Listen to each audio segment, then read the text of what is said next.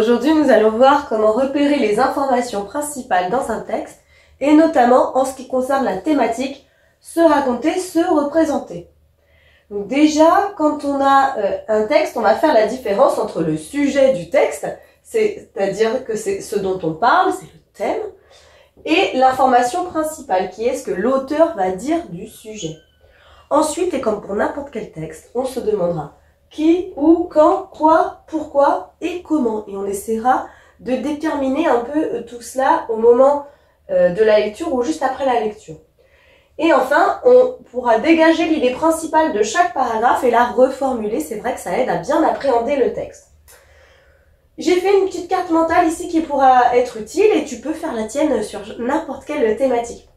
Donc, selon la thématique, là, c'est se représenter, se raconter.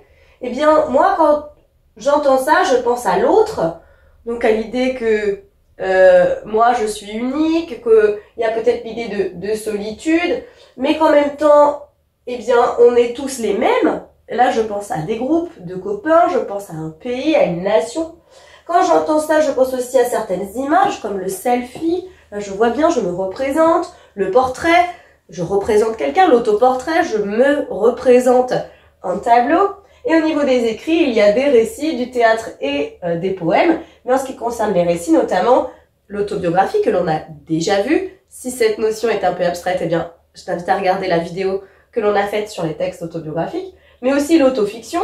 On prend des éléments autobiographiques et puis on raconte un peu une histoire qui change quand même de l'autobiographie. Et puis, sinon, le journal intime, la correspondance de lettres, l'échange épistolaire dans lequel aussi on se raconte. Donc tout ça, ça me permet un peu de déblayer eh bien, la notion et surtout de me rendre compte qu'il va y avoir différents types d'écrits assez singuliers. Si jamais du coup j'ai un texte dans cette thématique, eh bien tout le temps je me demande qui parle.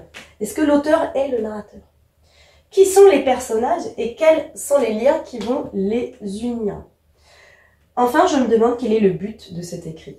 Le roman, le texte a été écrit pourquoi? Pour témoigner d'une situation? Pour mieux se connaître? Pour ne pas oublier?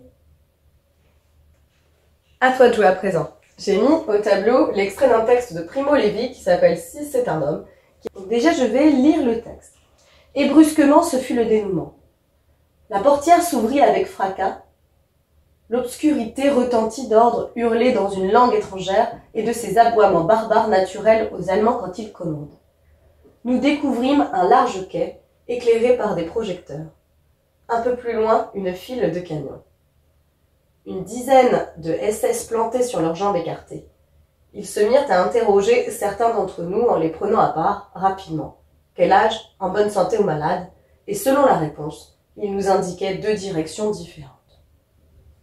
Donc, eh bien, j'essaye de reformuler un petit peu, en tout cas, les étapes de mon texte. Au début, j'ai bien compris que c'était la descente du train, qu'ensuite, il découvrait le quai, et qu'enfin, c'était le tri. Et là, on va essayer de remplir ce petit texte à trous avec les mots l'auteur, sujet, exterminé, autobiographie, arrivée, travaillée et Seconde Guerre mondiale. Le qui correspond au thème du texte. C'est le 2, c'est le sujet.